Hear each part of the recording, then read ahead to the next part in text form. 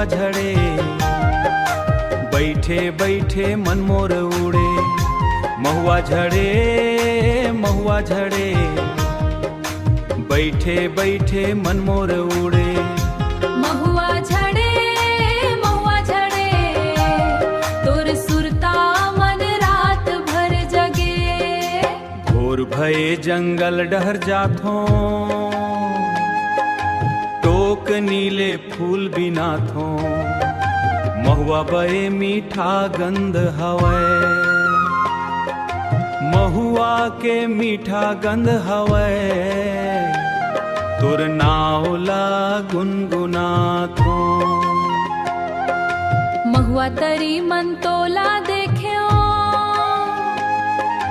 अखी अंखी बात करेओ, अखी अंखी बात करेओ।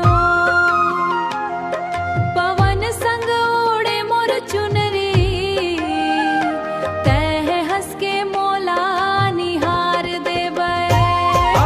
महुआ झड़े, महुआ झड़े, मन के माया धीरे बढ़े।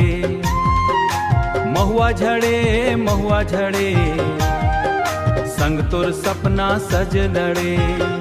महुआ झड़े, महुआ झड़े, तोर संग तोर सपना सज लड़े। जंगल गूंजे कोयल बोली, माया के कहानी धीरे खोली। महुआ फूल जैसे मीठ लागे, तोर संग जिंदगी होगे रंगोली। मंदार बाजे बांसुरी गावे, गांव भर में खुशबू छावे। महुआ झड़े, माया बछराए, संगी संगी जिंदगी बितावे। महुआ झड़े, महुआ झड़े, धरती मैया अचरा बिछड़े।